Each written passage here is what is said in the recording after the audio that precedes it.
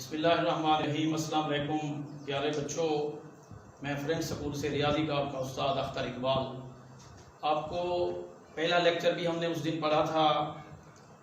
हमने मैट्रिक्स की मदद से मसावातों को इनवर्स मेथड से सॉल्व किया था। आज हमारा दूसरा टॉपिक होगा। अलबत्ता ये पहली बुनियादी बात यही होती है कि जब भी रियाजी का सब्जेक्ट आप पढ़ते हैं, पहले नंबर पर तो यही है कि हमेशा मैंने आपको यही कहा है कि इस मजमून पे रट्टा आप लोगों ने नहीं लगाना।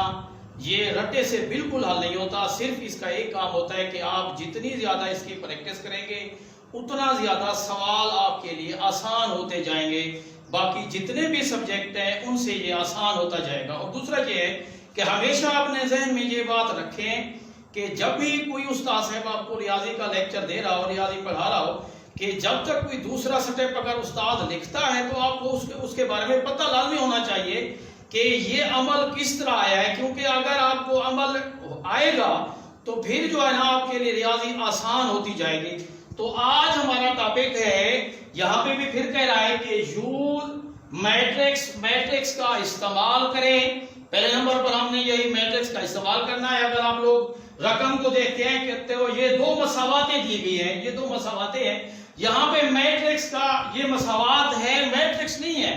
पहले नंबर पर हमें किताब वाला सवाल यही देना चाह रहा है कि आप लोग जो है ना इसको पहले मैट्रिक्स में तब्दील करें, यानी मैट्रिक्स की मदद लें। जब भी कभी किसी मैदान में भी आप चले जाएं, अगर कहीं पर भी आपको अगर किसी की मदद चाहिए होगी तो उसका होना लाजिम है।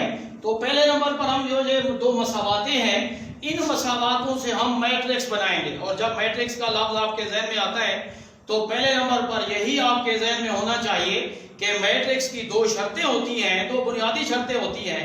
एक शर्त ये होती है कि आप जो हिस्से होते हैं उनको तरतीब में लिखें, और दूसरी शर्त ये होती है कि आप उसको बड़ी ब्रैकेट में बंद कर दें। ये मैट्रिक्स होंगे। अब सबसे पहले हमने मदद लेनी है, मैट्रिक्स का इस्तेमाल करना है। जब तक यहाँ पर मैट्रिक्स नहीं आएगा तो सवाल आगे नहीं चलेगा। पहले नंबर पर आप देख रहे हैं फिर ये दो मसावातें। अब इन दो मसावातों से हम मैट्रिक्स बनाएंगे। अब पहले नंबर पर जो पहला मैट्रिक्स होगा, सबसे पहले आप इन दोनों मसावातों को देखेंगे। जहां पर भी इन दोनों मसावातों में जो कोएफिशिएंट्स होंगे उनको तरतीब के साथ लिख लेंगे। पहले नंबर पर यहाँ पर भी देखें कोएफिशिएंट 2 है, यहाँ पर -2 है, और यहाँ पर अगर देखें 3 है, ये 2 है। पहले नंबर पर जो पहला मैट्रिक्स होगा इसी तरह लिखेंगे, ये 2, फिर ये -2, फिर ये 3 है, इसके बाद 2 है। आप इसको बंद कर दें। आप देख लें ये दोनों शर्तें पूरी होगी। जो मैंने आपको कहा है कि मैट्रिक्स की यही बुनियादी शर्त होती है कि आप हिस्सों को तरतीब में लिखें। ये देखें हिस्से भी तरतीब में लिखे हुए हैं और साथ में हमने उसको बड़ी ब्रैकेट में बंद कर दिया है। अब आते हैं, अब इसके बाद ये दो वेरिएबल आएंगे, ये एक होगा x, दूसरा है y। जिस तरह ये दोनों आपस में ज़र्ब खा रहे हैं, यहाँ पर भी ये दोनों, यानी इस तरह ये लिखा हुआ है, ये दोनों ज़र्ब खा के बने हैं। अब अगर इन दोनों को आप ज़र्ब दें, जवाब आपका ऊपर वाला आएगा। पहले नंबर पर ज़र्ब का तरीका यही होता है कि आप पहली कतार को इस कॉलम के साथ ज़र्ब देंगे, और ज़र्ब के लिए हमेशा पहला रुकन पहले रुकन के साथ ज़र्ब खाता है, और फिर दूसरा जमा की अलामत आती है दरमियान में, फिर दूसरा रुकन दूसरा से ज़र्ब खाता है। तो इसके बाद अब अगर आप ज़र्ब देंगे, ये 2 ज़र्ब x 2x आएगा, और जमा माइनस का 2y यहाँ पे देखिए लिखा हुआ है। और इसी तरह आप अगर दूसरी कतार पे आते हैं, दूसरी रो पे आते हैं, तो ये भी इसी तरह से है। ये 3 ज़र्ब खाएगा x के साथ, और दरमियान में फिर प्लस की अलामत आएगी, देखें यहाँ पे जमा की अलामत है, और यहाँ पर फिर ये 2 इसके साथ ज़र्ब खाएगा, ये 2y है। आगे चलते हैं, आगे देखें यहाँ पर ये मसावी की अलामतें हैं, आप भी मसावी लिख लेंगे। यहाँ पर ये पहला रुकन 4 होगा, फिर ये दूसरा रुकन यहाँ पे 6 होगा। अब जिस तरह से वो मसावात लिखी थी इसी तरह से हमने मैट्रिक्स भी बनाए हैं। अब देख रहे हैं, अगर तीनों मैट्रिक्स को आप अगर गौर से देखते हैं तो तीनों में वही शर्त है जो शर्त मैंने आपको बताई है कि हिस्सों को तरतीब में लिखना और फिर बड़ी ब्रैकेट में बंद कर देना। ये इनकी शर्त है जो आप पूरी कर चुके हैं। इसके बाद अब अलबत्ता ये 3 मैट्रिक्स हैं, इन तीनों के कोई ना कोई नाम रख लेंगे। ये पहले नंबर पर ये इसका नाम XA है, ये X है, ये मसावी की अलामत है, इसको B लिख लेते हैं। ये 3 नाम आ गए, यानी एक ये A मैट्रिक्स, ये फिर X मैट्रिक्स, और इसको हमने इसका नाम बी रखा है। यानी जब तक अगर कुछ चीजें बढ़ जाती है तो लाजमी होता है वहां पर हम उनके नाम रखते हैं, तो यहाँ पर हमने उनके नाम रखे हैं। तो आज हमने तरीका करना है क्रेमियर का। क्रेमियर ने असल में आगे जो हमारा टॉपिक फिर वही है, यानी सॉल्व करना है। सॉल्व से मुराद पहले भी कहा था, फिर दोहरा रहा हूं कि जब भी आप कभी सॉल्व का लफ्ज आता है तो जो भी कोई आपको इक्वेशन मिलती है, जो भी कोई मसावात होती है, उसके अंदर जो वेरिएबल होता है उस वेरिएबल को अकेला करना, यानी इससे मुराद है हमने यहाँ पर ये वेरिएबल x और y इस्तेमाल हो रहे हैं, इनको हमने अकेला करना है, इसको भी अकेला करना है, इसको भी अकेला करना है। जब ये अकेले होंगे तो हमारी कीमत मालूम हो जाएगी। अब हम आते हैं, अब यहाँ पर क्रेमियर का कानून है, यानी क्रेमियर ने अपने तरीके बताए हैं। अब असल मकसद तो वही है कि x की कीमत मालूम करना, y की कीमत मालूम करना। इससे पहले जो आपने इनवर्स मेथड पढ़ा था उसमें और तरीका था, क्रेमियर में और तरीका है। अगर यहाँ पे आप लोग आते हैं तो पहले नंबर पर ये x का फार्मूला देता है डायरेक्ट, कहता है अगर आप लोगों को x मालूम करना हो तो आप लोग ax का डिटर्मिनेंट लेंगे और ओवर होगा a का डिटर्मिनेंट। ये x का फार्मूला है, यानी ये मैं नहीं दे रहा, ये क्रेमियर दे रहा है। क्रेमियर कह रहा है कि अगर आप लोग x की कीमत मालूम करें तो इस तरह आपको x की कीमत मालूम होगी, और फिर आगे अगर कहता है y की कीमत मालूम करें तो ये y की कीमत मालूम करने का तरीका है कि ay का डिटर्मिनेंट और फिर इस यहाँ पर भी a का डिटर्मिनेंट आएगा। अब ये दो फार्मूले हमारे पास आ गए हैं, लेकिन अगर हम इन फार्मूलों को देखते हैं तो हमारे पास ये मैट्रिक्स नहीं है, हमारे पास सिर्फ है A मैट्रिक्स, इसके बाद यहाँ पर है X मैट्रिक्स और यहाँ पर ये B मैट्रिक्स है, AX है नहीं। अगर हम गौर से देखें, अगर फार्मूला आ जाता है फिर हम उसमें देखते हैं कि वहां पे कौन से लफ्ज इस्तेमाल हो रहे हैं। हाल बता A का डिटर्मिनेंट है, ये मालूम कर सकते हैं, हमारे पास A मैट्रिक्स है, और यहाँ पर हमारे पास Y में भी A का डिटर्मिनेंट है, यहाँ पर भी हम A का डिटर्मिनेंट ले सकते हैं।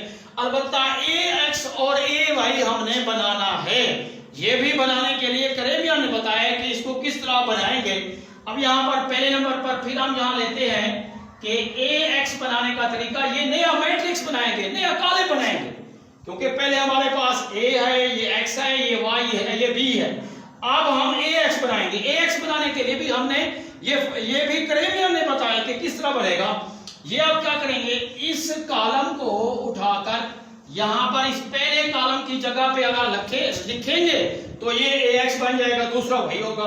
यहाँ पर आप बेशक लिखेंगे ये पहला मैट्रिक्स, अब ये 4, ये 6, यहाँ पे आता है फिर -2, ये आपके सामने आ गया। ये अब है AX मैट्रिक्स, नया मैट्रिक्स जो बना है, जो फार्मूला दिया है क्रेमियर ने। इसके बाद अब हमने AY लेना है। AY के लिए अब क्या होगा, फिर आप लोग क्या करेंगे, इसी कॉलम को यहां से लेकर अब ये दूसरी जगह पे आएगा। जब यहाँ पे आएगा, ये क्रेमियर ने बताया है, ये भी तरीका क्रेमियर ने बताया है कि आप लोग इस कॉलम को उठाकर इस दूसरे कॉलम की जगह पर अगर रखेंगे तो ये AY बन जाएगा। तो अब हम AY बना लेते हैं, ये आया AY। अब AY इसी तरह लिखेंगे, पहले वही 2, 3 आ जाएगा, ये 2, 3 है, फिर यहाँ पर आ जाएगा 4 और 6, ये आपके सामने आप AY आ गया है। यानी आप सबसे पहले हमने ये दोनों मैट्रिक्स बनाने थे, नए मैट्रिक्स थे, पहले हमारे पास मौजूद नहीं थे। किस लिए बनाए, क्रेमियर ने कहा कि अगर आप लोग x की कीमत मालूम करना चाहते हैं तो आपको इस तरह मिलेगी, यानी इस पे AX के डिटर्मिनेंट पर A के डिटर्मिनेंट को डिवाइड करेंगे तो आपका जो जवाब आएगा वो x की वैल्यू आ जाएगी। और इसी तरह अगर आप लोग y की कीमत मालूम करना चाहते हैं तो अब अगर आप AY का डिटर्मिनेंट लेंगे, फिर आप तकसीम करेंगे A के डिटर्मिनेंट पर। आप देख लें यहाँ पर हमारे पास AX भी आ गया है, AY भी आ गया। अब हमने क्या करना है, पहले हमने फिर A का डिटर्मिनेंट लेना है। A का डिटर्मिनेंट लेते हैं, यहाँ पर A मैट्रिक्स हमारे पास पहले से मौजूद है, ये डिटर्मिनेंट की अलामत है, इसको उर्दू में मक्ता भी कहते हैं, आप इसको मक्ता भी कह सकते हैं। अब यहाँ पर ये हमारे पास है A मैट्रिक्स। अब आप इसका डिटर्मिनेंट लेंगे, डिटर्मिनेंट का तरीका पहले भी बताया था, दोबारा भी सुन लें। ये जो डायगोनल अरकान होते हैं, ये जो बत्ती अरकान होते हैं, इनको आपस में ज़र्ब दी जाती है। जब भी हम डिटर्मिनेंट मालूम करते हैं, जब भी हम मक्ता मालूम करते हैं, तो पहले नंबर पर हमें यही करना होता है कि ये जो डायगोनल एलिमेंट है, ये डायगोनल अरकान हैं, इनको आपस में ज़र्ब दें, दरमियान में नफी की अलामत रखें, फिर आप नॉन डायगोनल को आपस में ज़र्ब दें। अब यहाँ पर देखें ये डायगोनल अरकान है, ये भी 2 है, ये भी 2 है। पहले नंबर पर यहाँ पर भी ये लिखेंगे 2 ज़रब 2, ये आ गया, ये आपके डायगोनल अरकान है। अब यहाँ पर दरमियान में नफी की अलामत आएगी। अब आप नॉन डायगोनल को आपस में ज़रब देंगे, ये नॉन डायगोनल है -2, और आगे यहाँ पर देखते हैं ये 3 लिखा हुआ है, ये 3 आ गया। अब आप फिर इसको ज़रब देंगे, 2 ज़रब 2 4 आ जाएगा, और नफी की अलामत अगर आ जाए दरमियान में तो आगे अलामत जो भी हो उससे ज़रब खाती है, जो ही ज़रब खाती है अलामत चेंज हो जाती है। तो यहाँ पर नफी नफी जमा हो गया। अब जमा लिखेंगे, ये जमा का 6, यहाँ पर अब आएगा ये 10 आ गया। ये है अब आपके पास A का डिटर्मिनेंट। अब आपके पास यानी ये AX मैट्रिक्स भी बन गया है, AY मैट्रिक्स भी बन गया है। अब आपका काम क्या होगा, अब उसी फार्मूले में जो फार्मूला करेमिया ने दिया है उसी फार्मूले में कीमतों को दर्ज कर लें। पहले नंबर पर फिर लिखें आप, ये फार्मूला लिख लें, x बराबर है AX का डिटर्मिनेंट ओवर आएगा A का डिटर्मिनेंट। ये देख लें, ये दोनों यानी ये फार्मूला है करेमिया ने दिया है। अब इस पे अगर हम इसका डिटर्मिनेंट लेकर इस पर डिवाइड करेंगे तो फिर जाके हमें जो है ना इसकी कीमत फिर मालूम हो जाएगी। अब AX का डिटर्मिनेंट लें आप, अब इस तरह भी लिख सकते हैं AX का डिटर्मिनेंट बराबर है, ये AX का डिटर्मिनेंट होगा, ये आपके पास AX है 4। डिटर्मिनेंट का तरीका, मक्ते का तरीका बिल्कुल वही पुराने वाला होगा कि आप डायगोनल अरकान को आपस में ज़रब दें और दरमियान में नफी की अलामत रखें और नॉन डायगोनल को आपस में ज़रब दें। तो अब ये डायगोनल 4, आगे ज़रब है 2, दरमियान में फिर नफी की अलामत होगी। यहाँ पे आ जाए -2, ज़रब आएगा 6। ये आपके सामने डायगोनल अरकान है और ये नॉन डायगोनल है। तो अब इनको आपने ज़रब देनी है, ये 4 ज़रब 2 8, यहाँ पर नफी नफी जमा 6 ज़रब 2 12 आ गया। यहाँ पर देख लें, ये जमा कर लें 20 आ जाएगा। ये किसका, ये AX का डिटर्मिनेंट है। अब आप बेशक लिख सकते हैं x बराबर है AX का डिटर्मिनेंट ओवर आएगा A का डिटर्मिनेंट। तो यहाँ पर अब AX का डिटर्मिनेंट हमारे पास मौजूद है 20 है और यहाँ पर A का डिटर्मिनेंट 10 है। तो इस तरह ये x की वैल्यू आ जाएगी, x बराबर आ जाएगा 2 के। अब इसी तरह ठीक इसी तरह जिस तरह हमने x को मालूम किया है अब हम y को मालूम करेंगे। तो y का फार्मूला बिल्कुल फिर वही होगा जो करेमिया ने हमें बताया है कि AY का डिटर्मिनेंट ओवर आएगा A का डिटर्मिनेंट।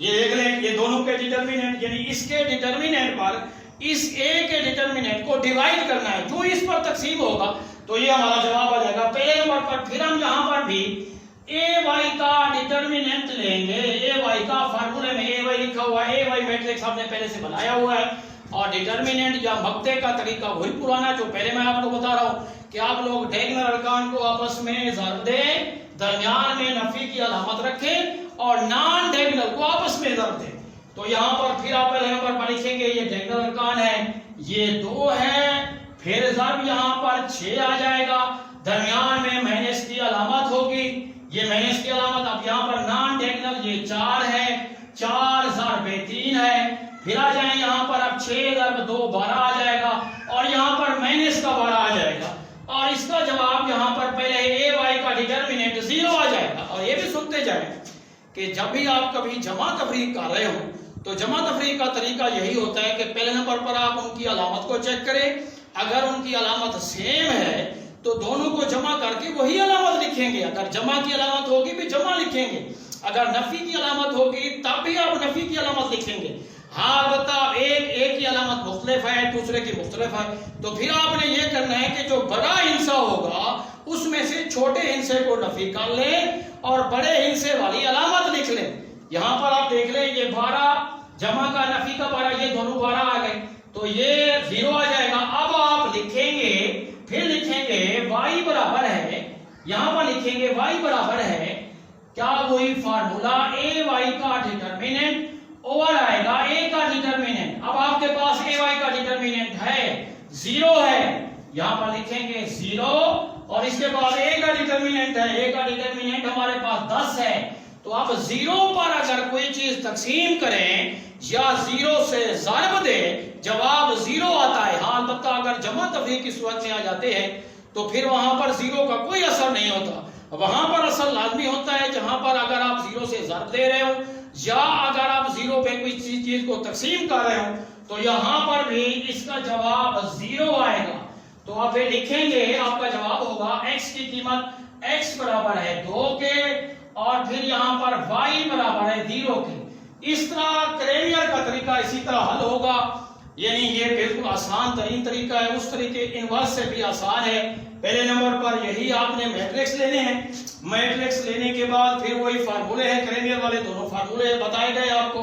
इसके बाद आप ax बनाना है, ay बनाना है। जो ही ax और ay बन जाते हैं इसके बाद फिर आप ay का डिटर्मिनेंट लेंगे, फिर ax का डिटर्मिनेंट लेंगे, फिर इसी तरह ay का डिटर्मिनेंट लेंगे। तो फार्मूले के अंदर कीमत दर्ज कर लेंगे और कीमत दर्ज करने के बाद जो भी जवाब आएगा वो उसका जवाब होगा। बस ये ख्याल करना है कि प्रैक्टिस के तौर पर सवाल करते रहने हैं।